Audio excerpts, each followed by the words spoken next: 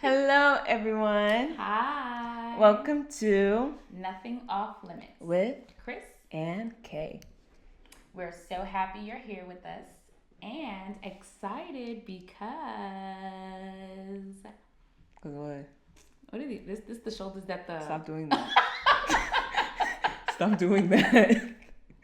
Because what? What are we excited about? We're excited because we are starting a new series. Oh. Why would you? I have no idea what you. Why were Guys, you worried? we are so excited. So now we get to do the shoulders. We're so excited to have you guys here with our new series.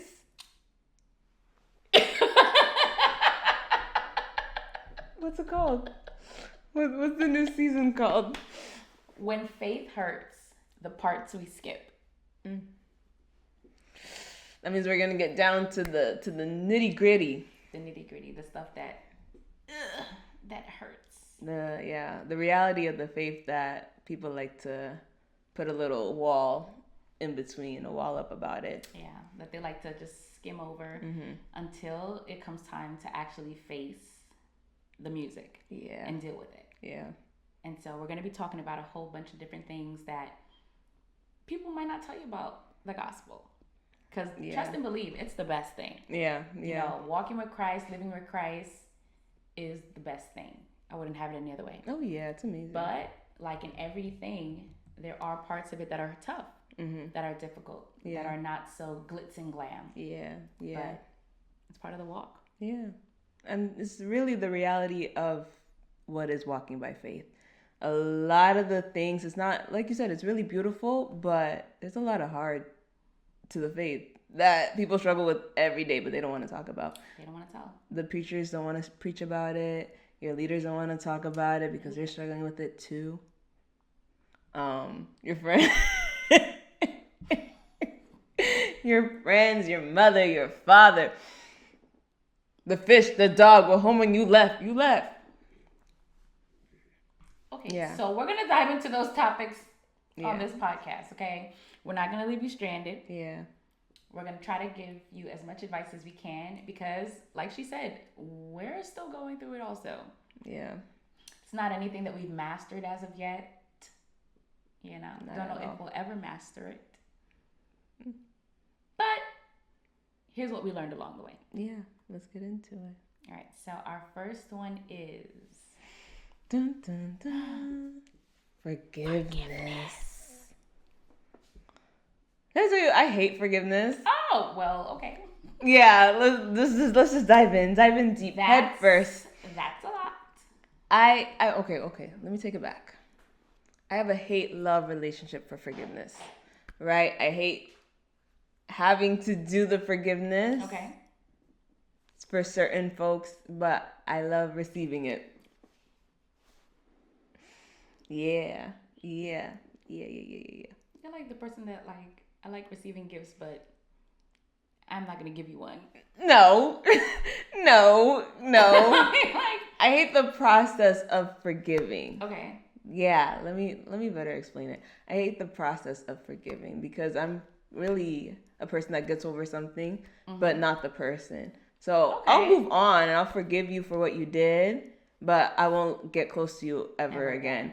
But I hate the process of we gotta talk about this. We can't just go our separate ways and be done with it. I can't just cut you off or ghost you. We have to actually sit down and share our feelings. And I don't want to do that. You don't want to share feelings. No. But then forgiving me, it's a piece of cake. Oh, why is it a piece of cake to forgive you? Because I'm a cool gal. So the other people, they're not cool. You heard that here. She doesn't think you guys are cool. I didn't say that. Let's move on. Okay, so you hate the process of forgiveness. I hate the process of forgiveness. What in the process do you dislike? From the initial point of somebody does something to you to the part where you say, you know what, I forgive you. I love you. God bless. Maybe not I love you. Okay. What's happening between there? Okay. I would say the part that I hate within the process is the confrontation. I can be a very good confrontational person, right? Like at the end of the day, if we're in the same room and we like the tensions are high, there's a big elephant in the room, I'll be the first to be like, yo, let's talk this out and get over it. Okay. But if like you really cut me deep, I really just don't even want to approach you. Like I'll look at you, especially if I lost respect for you, you literally are just another person in the world to me. So for me to get back out of my comfort zone of blocking you out as existence and having to go back and be mutual and be like, okay, so let's talk about this like civil adults. Okay. Is like, I don't want to do that. And for the people who like really don't deserve it, it's hard for me to sit in your face and be nice. Honestly, just be nice to you after you did something to me and then walk away without getting my clap, my get back. Yeah. My clap back. Yeah. I think that's like the part within me that still needs some grace, some mercy, some faith. Okay. A little sprinkle of some Jesus. A little bit more Jesus. Yeah. I need just a little more Jesus. Okay, you don't. Okay. You don't know that song? That's not the point. Oh. So you're allowed. Okay. Anyway, moving on. But no, I get it. Like, confrontation is difficult. I mean, for me personally, you know me. I'm always down with the get down. Like, if I have something to say, she's too confrontational. I'm going to pull you on the side and be like, listen. Yeah. Forget whatever else you have going on. We need to talk now. Yeah. You know, I think the confrontation part is not as tough for me, right? Mm-hmm. I think the process to get to forgiveness is not hard for me because I'm the type of person that I don't believe I hold on to grudges. Okay. I don't think I hold on to grudges. Okay, which is good. I think that if somebody does something to me, we can have an honest, adult, respectful conversation about it. Mm-hmm. I can understand you. You can understand me. We can identify where we went wrong. And we can make a conscious decision about, hey, we're going to move forward or we're going to stop right here and we're going to part ways. Respectfully. Okay. I think for me, the part of forgiveness is having someone continuously do something after being forgiven. Like, okay, you mess up. Yeah. Okay, we talk about it. I forgive you. You go ahead and you do it again. And then we talk about it. I forgive you. We go ahead and do it again. And you do it again and do it again. Yeah. At that point, like, I am very, very annoyed. Yeah. And less likely to even really care about forgiving you at that point. Because then at that point, I feel like you're deliberately doing something. Yeah. Yeah. And that's a problem for me. Yeah. No, I feel that. I feel like, okay, yeah, I'm trying to think back of in my life of when I had to do that. Mm-hmm. And, okay, you hurt me once. All right, we're done. We moved on. I forgave you. We're cool again. But then you do it again. And now I'm questioning you as a person. I'm like, okay, so that first one was a mistake. We moved past it. But now you did the same thing I already told you I don't like. Right. Okay? Now you do it 3, 4, 5, 6, 7, 8. Like, what's your problem? At that point, what are we doing? Why are you even still around me? Why are you still in my air, in my bubble? Yeah. Because you hate me. Clearly. you clearly hate me. You can't stand me. There's some type of anger that you have towards me that you enjoy my pain. You enjoy watching me hurt. You enjoy like disrespecting me. Like you have to like it at that point because there's no way that you continue to do it with no like with remorse only for the sympathy and then to be done and then continue it. Yeah. So I agree. Something's wrong with that picture. Yeah. Something's wrong with that picture. Yeah. I feel like at that point it's either you are, like I said, deliberately choosing to do the very thing that I don't like or the very thing that hurts me. Yeah. Or honestly, for those of you out there, you understand me? Like, unless, like, yo, the enemy's really using you. I was just going to say to really get on my nerves. And at that point, it becomes a bigger issue than forgiveness. Yeah. It becomes a spiritual battle. Mm-hmm. It becomes warfare at that point. Mm-hmm.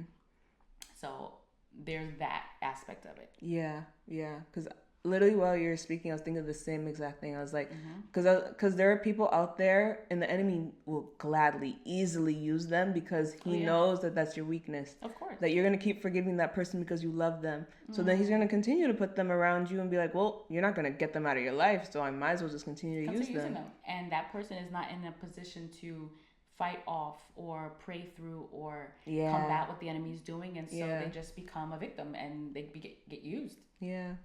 By the enemy. Yeah. And I feel like we are talking from like personal standpoints, because I know someone in my life that I personally feel like, the enemy is really, really using that individual to really stir up my life, stir up my family's life. And it's, when you're talking about forgiveness, that's difficult to look at that individual who you care for, who you you want to respect, you want to love, and say like, wow, can I really forgive you? Do I really care to? Yeah. I don't know. Yeah. Ooh. I don't know do I want to? Do I want to? Like that's the truth. That's really the reality of it. It's like I know I can get there, but do I want to get there? Like I'd rather kind of just not be cool with you and be done with it. Yeah. And be like, you know what, I'll pray for you. Jesus loves you. Yeah. If you ever need anything, I'm here for you. But that's as far as our relationship goes. But then is that true forgiveness? I I don't think it is. Well, I don't think it is. And you're gonna see within this episode that we're gonna get into it, because there's some forgiveness that we're still struggling to give. Very much. But we want to go ahead and claim that they're forgiven. We're moved past it. But we'll see at the end of this video. Okay. But no, I think that's like what I struggle with. Truly is, did I even really forgive you? I know I said it. I know you heard it, and I know we sat down, we talked about it. But did I leave there with still anger and hurt, or did I leave there feeling okay, like I'm done, like I'm really forgiven, like I really gave it all up? Okay. And a lot of the conversations that I have to sit down and be one-on-one with somebody, and I said I forgive you, I left with still all that pain and all that hurt, and I don't think that that's true forgiveness, because I can't look at that person and say I love you. Even like in Christ's love, I cannot sit there and say like, my brother, my sister, I love you. Okay.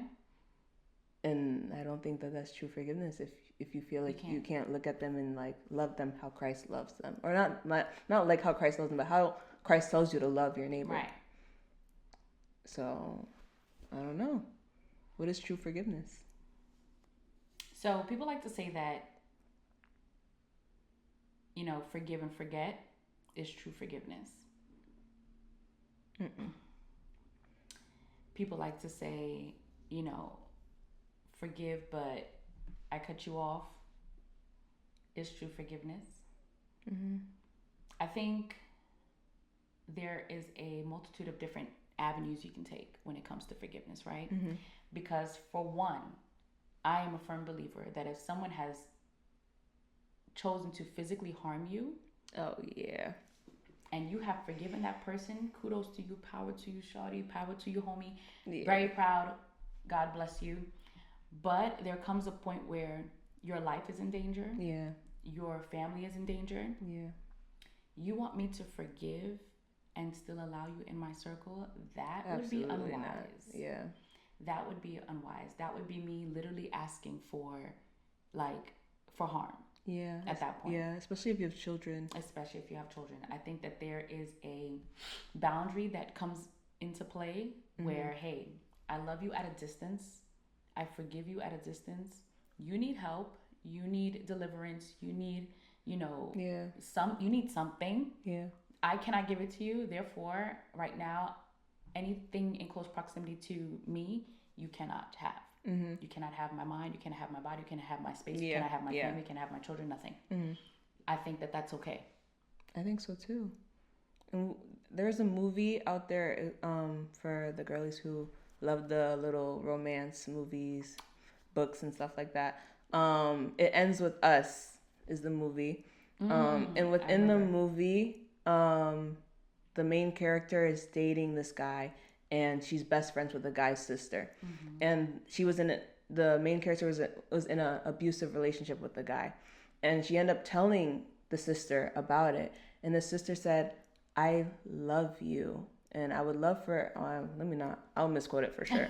Maybe I'll put it in right here." As a sister, I wish more than anything that you could find a way to forgive him.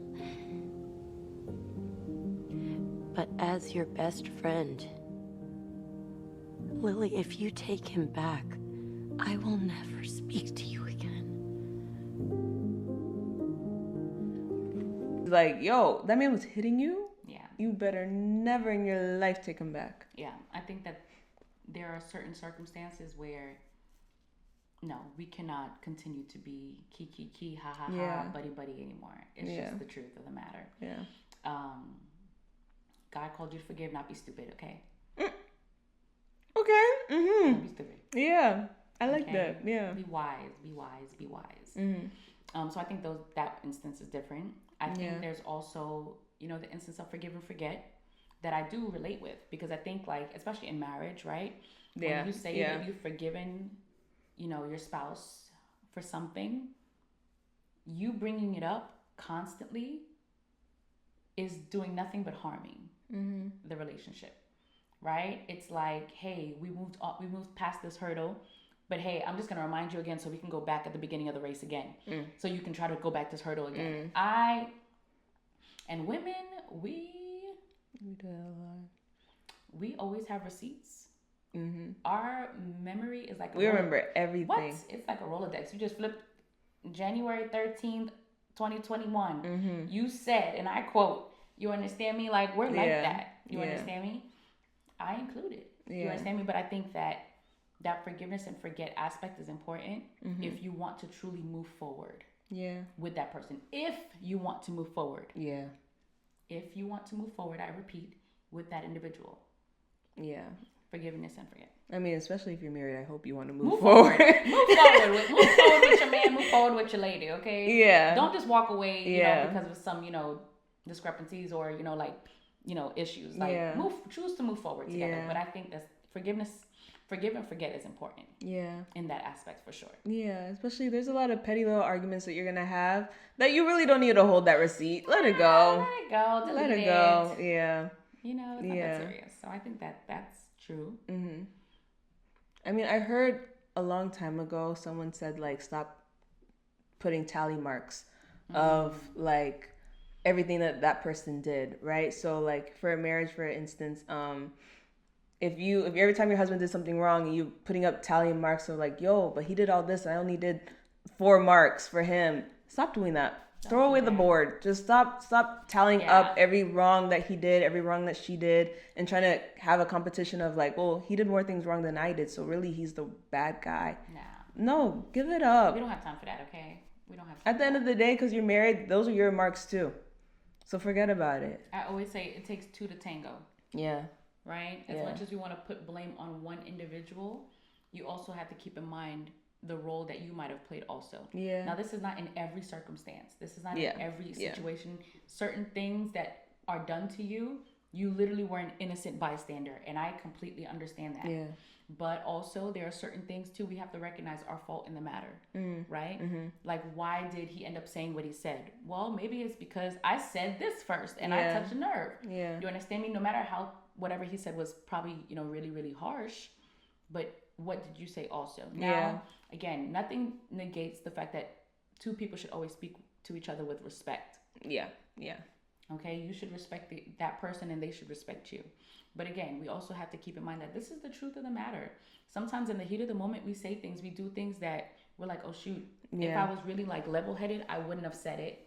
But then now it triggered someone into saying something that cut deeper, that he did something that was far worse. But we have to understand that it takes 2 to tango.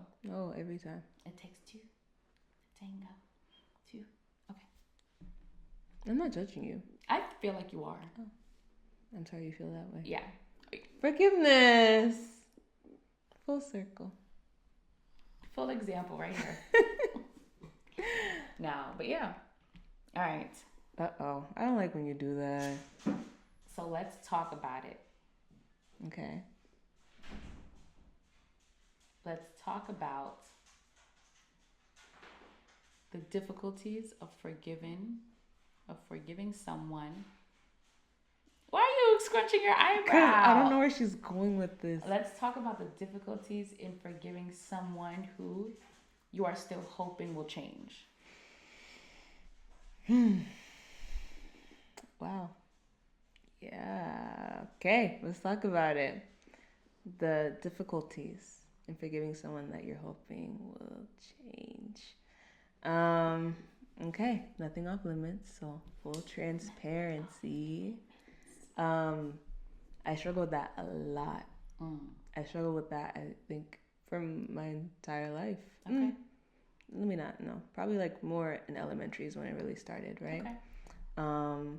Because when you really love somebody truly and you look up to them as an example of who someone in your life should be, loving wise, how they should love you, how they should protect you, take care of you, you look at them with a certain light, right?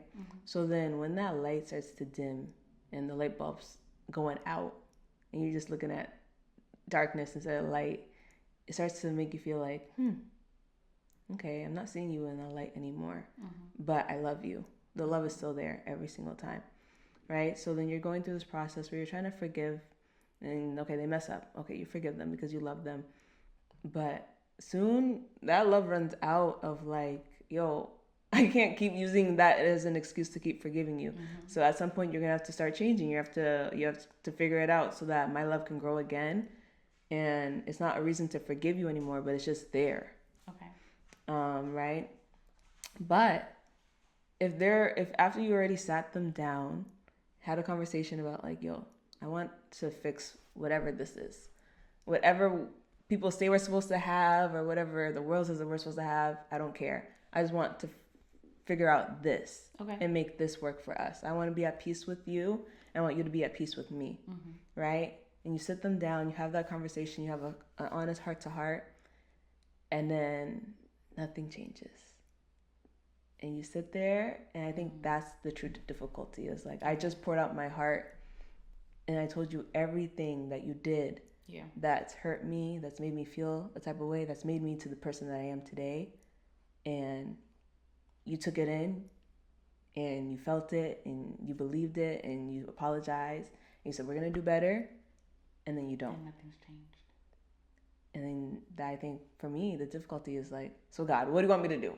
Because at that point, I sat them down. I told them what's wrong. I told them how I felt. I told them I want to do better. I want to try. I want to make it work. And we had one good month. But then the next following month, they do their shenanigans all over again. And at what point do you want me to keep trying before I have nothing left to give that person? And now I look at them as everyone else in the world. It's tough. It's tough. Yeah. I think even for myself, you know, I have the almost same kind of experience that you might have when it comes to forgiving and working towards fostering a better relationship with someone, right? But realizing that, hey, this might not be the best idea, right? Now, I struggle with the fact that, like, hey, it doesn't mean I don't love you. Yeah. It doesn't mean that if something happened to you, I wouldn't feel anything. I'm not saying I'd feel a lot of things. Yeah. But I wouldn't be numb. I'd feel something. Yeah. Right? But understanding that you being who you are and me being who I am in this current moment, we just do not. We don't mesh. Right?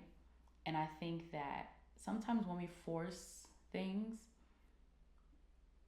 that's when you get hurt the most, right? Yeah. When you kind of like say, hey, this is how it's supposed to be. This is what I want to see. This is how I want the relationship to be. This is what I see other people have. I want it to. We can make it work. We can make it work. If we just do X, Y, and Z, if we do 1, 2, 3, 4, 5, we'll have the best relationship. And I think that, again, when you force things sometimes that it gets, you don't get the best results. Yeah. Right? Yeah. People like to say love comes easy. That's a lie. love takes work. Love does not come Love easy. does At all. not come easy. Okay? Love does not come easy. True love takes work, Yeah. right? Because when you really, really love someone, you accept them, flaws and all, and you have to continue to make a decision, a conscious decision to continue to love them through that. Yeah. Right? So love takes work. Yeah. And it sucks if only one person is working. Yeah. Yeah. You understand? Yeah. It sucks if only one person is working. Yeah. At some point, like you said, it's like, God, like, okay, well, I've done it all. What else Do you want me to do? Yeah. You know, I've given it my effort. I've called, I've texted, I've reached out, I've planned, I've prayed. Oh my God. I've prayed. Yeah. You know, and Yeah. it's like, okay, so when do we become the best of buds? Yeah. Yeah. And I think that for me personally, I think the reason why God keeps this distance between me and some individuals is because he wants to protect me. I think he wants to protect me. Okay. I think that there are people who you love and who are close by to you. Like you said, the enemy knows that they're your soft spot. Yeah. Yeah. The enemy knows that you'll do just about anything for them. Yeah. And because the enemy knows that, trust me, God knows that even more. Oh yeah. And therefore, there are certain people, the lifestyles that they've chosen, the habits that they have, how the enemy might or might not be using them. God is saying, hey, for the protection, for the safety, for the covering of my child, for the covering of my daughter, this relationship can never work. Yeah. And I think this is the part that I want to really, really sit in, is understanding that just because something can never work doesn't mean hope is like lost. Yeah. Yeah. Right? We need to be okay with it not being okay. That one stings. And I always tell Kaya that, like, I think now in my new age, my new grown woman era. When does women hit certain age? Yes, because nobody needs to know how old I am. When she hit that age, she said, whoa. I don't care what nobody has to say. Y'all gonna see a whole nother honest side of me. If you thought she was honest Listen. before, she's cutthroat point, now. You understand me? You know, respectfully, but I feel like I've gotten a little bit more, more sprinkle of boldness in me. You understand me? So, but I think that it's okay. We need to learn how to be okay with it not being okay. And understand that it doesn't mean that God isn't good. Yeah. It doesn't mean that God doesn't love you. Yeah. It doesn't mean that God didn't have his hand in it, because he has his hand in everything. It just means that this is just the reality of the relationship. This is the reality of the friendship. This is the reality of the marriage. This is the reality of life. Yeah. Yeah. And you need to be at peace. Yeah. Because I personally, like, I can forgive that individual for a lot of things. But I can also understand that at the end of the day, until that individual turns their life around, Exactly. Yeah. confesses their sins, and has true repentance, Yeah. there's not really much that can change in our relationship. There's not much. Yeah. And that's really it. And I'm okay with that. I think that's where I'm trying to be. B. Yeah. I think I really want to be okay with the not okay. But I think thinking about the individual and how much I just want us to be like this. Like, I think I look around and I see, okay, well, I'll just say it. My father. I see every little girl with their dad. And, like, it hits me to the point of, like, if I see a video with a little girl and her daddy, I cry. I'm not gonna cry. But whenever I see a little girl with her dad, I cry. Yeah. Because that used to be me. I used to be the little girl who, oh my God, my dad is my world. Like, the big, bad protector that, ooh, I'm getting choked up. Yeah. That would just save me from anything, from any pain, any hurt. to then become my hurt Mm-hmm. and my pain. That's hard. And it's like the whole world just crashed down. And it's not anything that he doesn't know. So, sorry. So for all you people who think Sorry. it's a run and tell. Sorry. Because like I said before, I've sat him down and we've had conversations about Yeah. it. And we've been very honest. Yeah. But that doesn't mean that the hurt isn't Goes still away. the hurt. So, trying to be okay with our relationship being where it's at Mm-hmm. is hard because I know what it used to be. And I think even if I look back at pictures of him and me and I'm like, yo, who are they? Yeah. Because they're not the people who are here today. And I want them so bad to be here again because that was he's still my dad. Yeah. That was my best friend. Yeah. And growing up, I used to tell people that all the time. Like, my dad is my best friend Mm-hmm. because we like the same things. We watch shows together. Like, he used to take me out on father-daughter dates, father-daughter dance, whatever it was. It was me and him. Yeah. And me and my mom, because I'm the only girl out of 4 kids, we butt heads a lot, Of course. right? Any Haitian mother, any Haitian girl with the yeah, you get it, you know it, We know. right? So we butt heads all the time, but my dad was always like, "Nah, just leave her alone. That's my baby. The Just leave savior her coming in. alone." Yes. And then it's just like things just switched.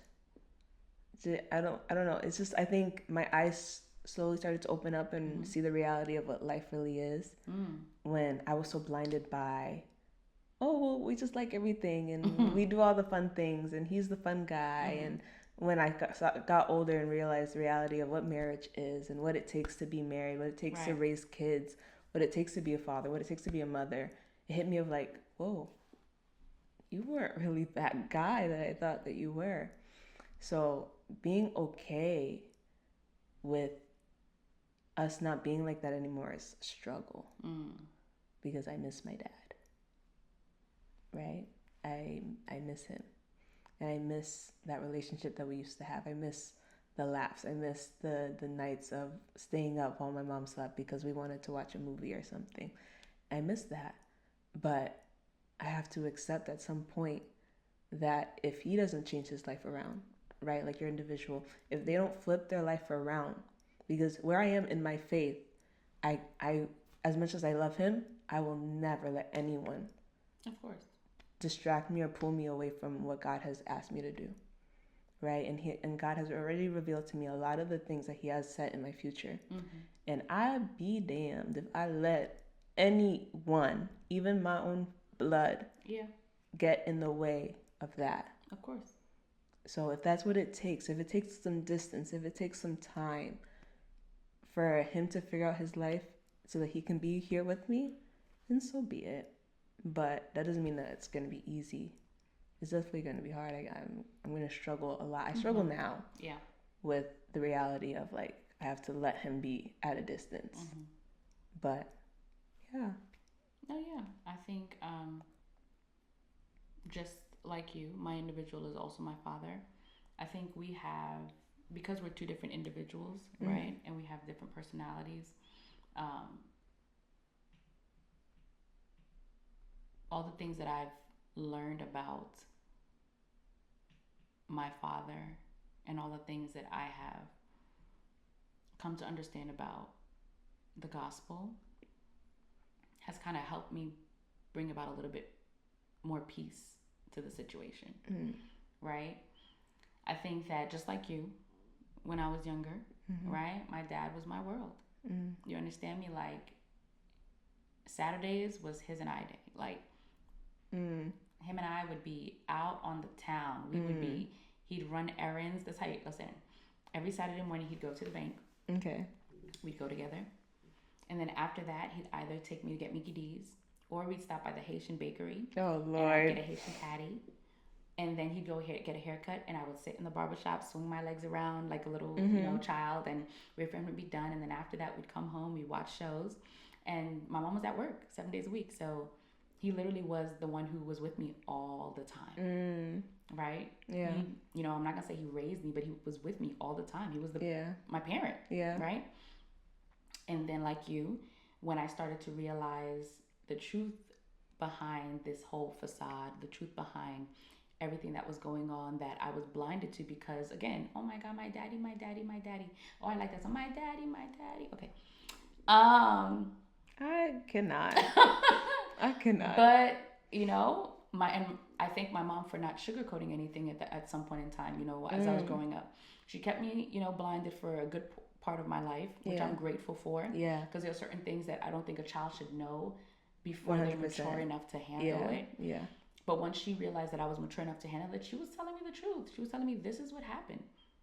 And so then I would confront my father and be like, hey, why? Yeah. Why'd you do that? Yeah. Why'd you say that? Yeah. And over time, it would really make me angry. Yeah. Because my personality, those of you who know me, know that I'm down for a good tussle. Yeah. And so it would make me really angry. And what would blow my mind sometimes is he would see no fault in his wrongs. Like, he'd be like, well, it's not a big deal. And that would anger me even more because now I'm being asked to forgive someone who doesn't see that what they did was wrong. Yeah. What? You must have lost your mind. Yeah. You understand me? There's no taking, accountability for what you've done. Yeah. It's easier when somebody can take accountability. It's tougher when they can't to forgive. Yeah, 100%. Right? Yeah. And so as I got older and as I spent more time reading and praying and asking God, like, hey, I don't want whatever I'm harboring in my heart to trickle down into my marriage. Right? Because obviously as a girl, right, your earthly father is your first love. Yeah. Right? And then you get married and then you find someone else. And then that's why when they ask, who gives this, young lady to be married, and the father says, I do. And then he hands you over to your husband because now your husband is assuming that role as a father. Yeah. Yeah. And therefore, like,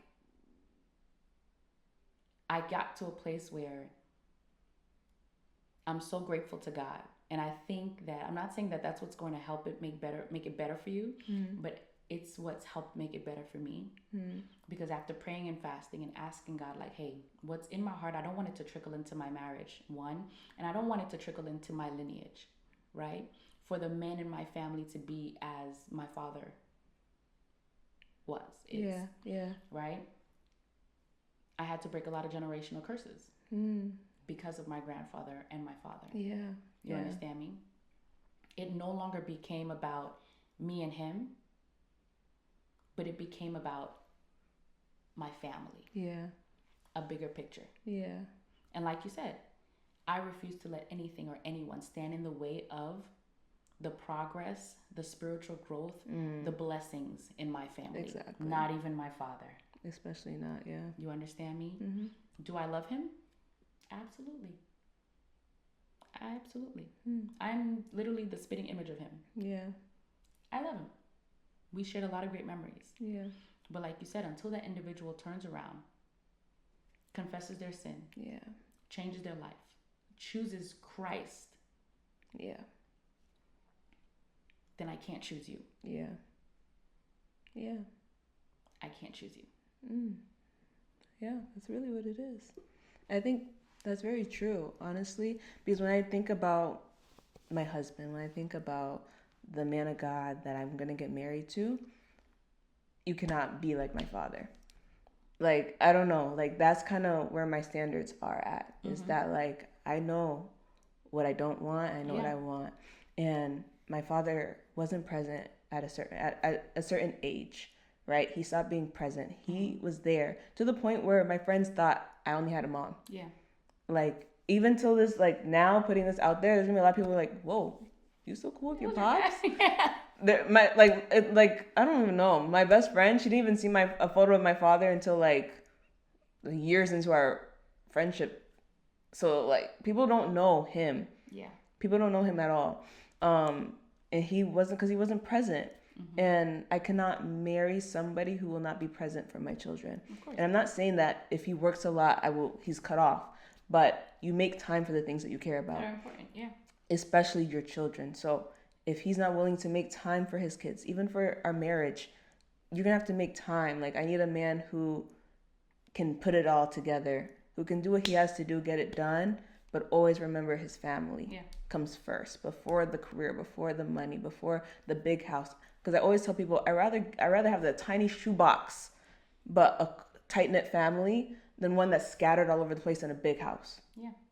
I need that love, that connection first to be on that foundation, rather than having all the cars, all the clothes in the world that I want. But it kind of sets a standard of who I want to get married to and the father I need for my children. Yeah. And I think that God is very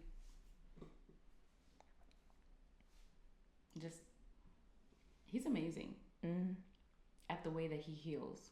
Yeah. You know? Yeah. He's amazing at the way that he heals. I think that for me personally,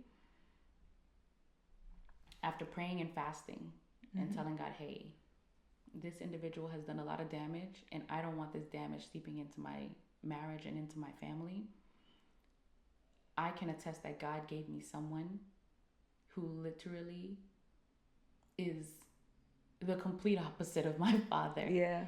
And I can see my mom looks at my marriage sometimes and is like, wow, you did it right. Yeah. Right? Not perfect, but we did it right. Yeah.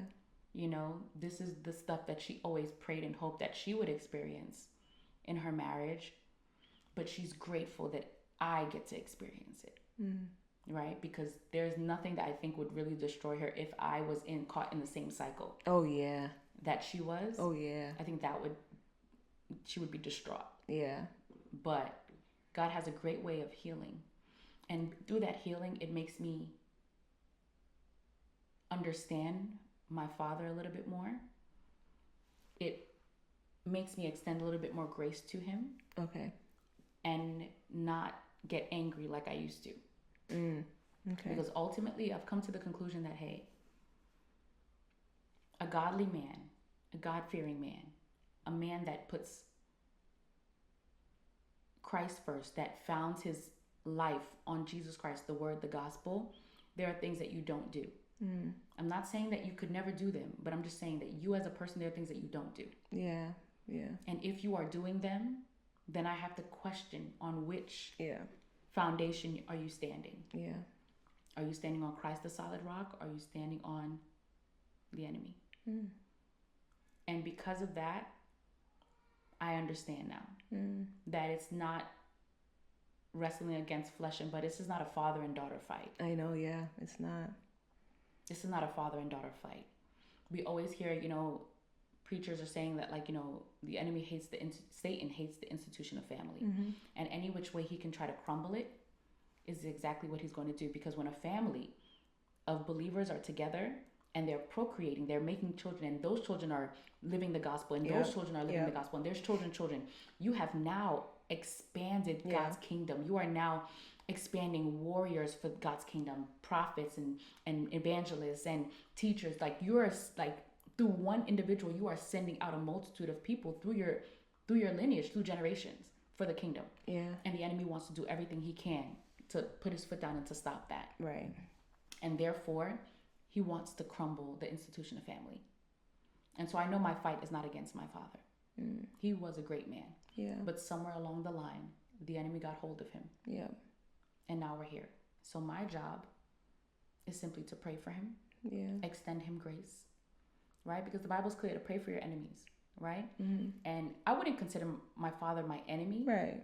But if I'm supposed to pray for my enemy, how much more should I be praying for the father that I do love? Yeah.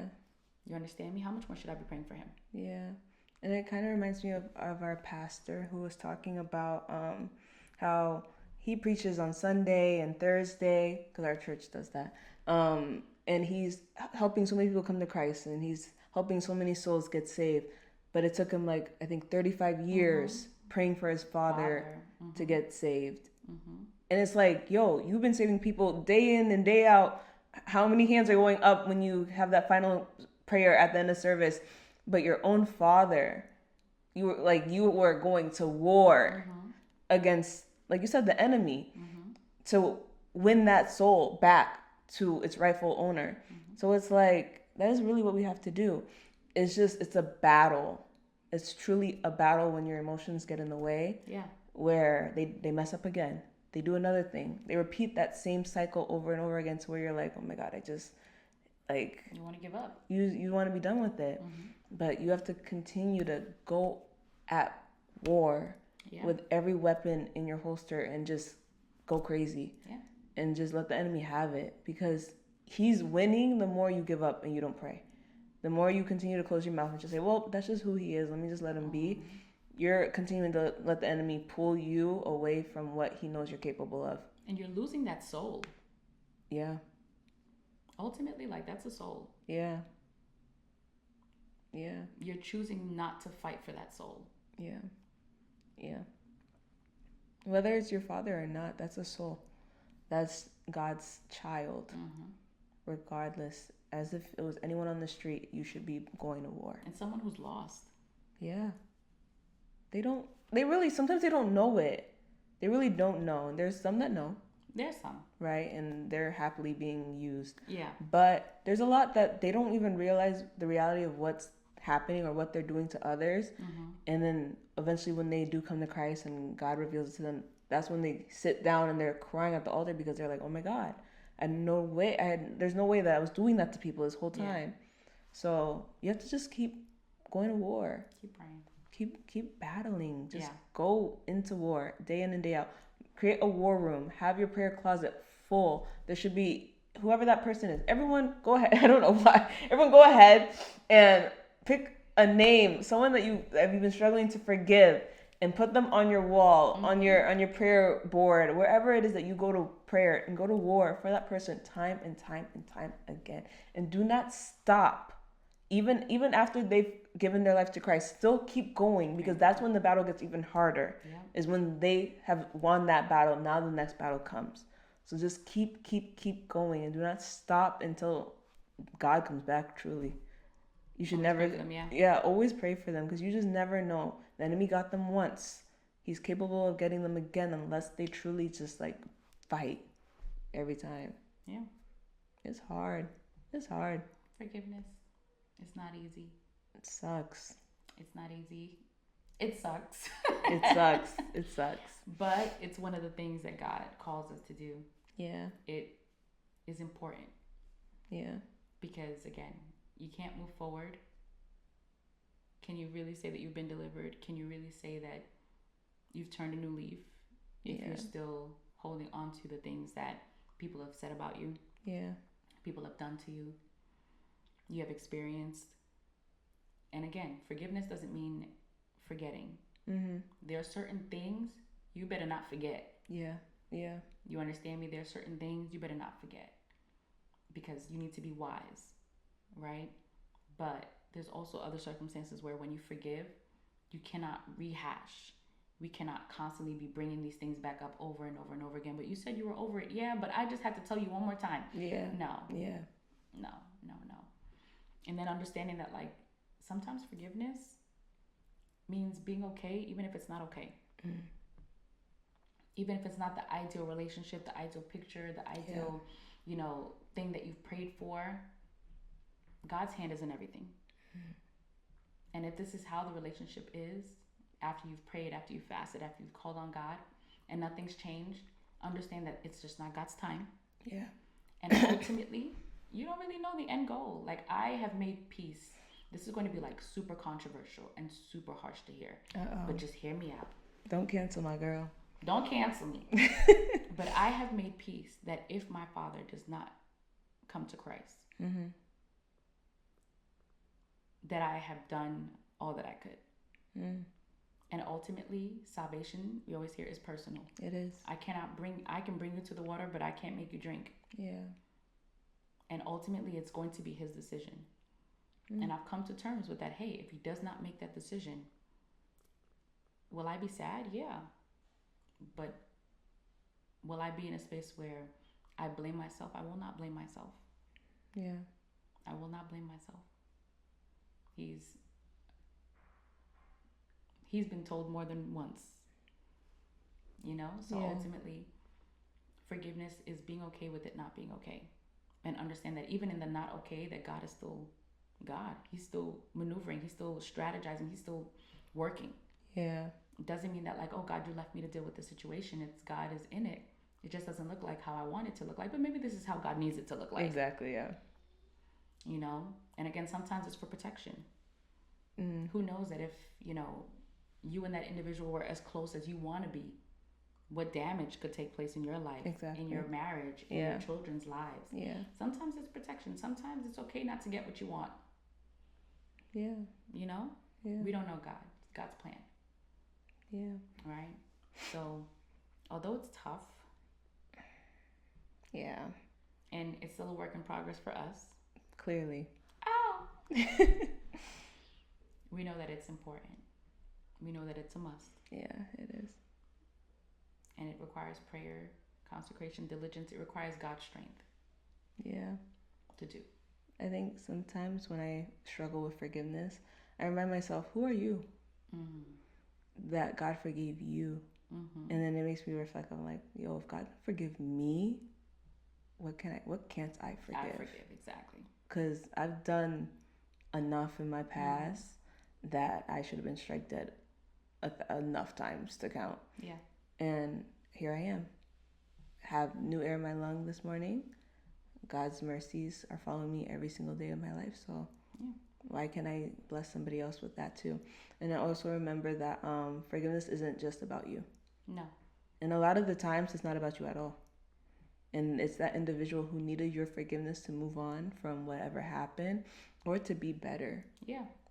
It really takes them to see like, oh, that's what God's love is.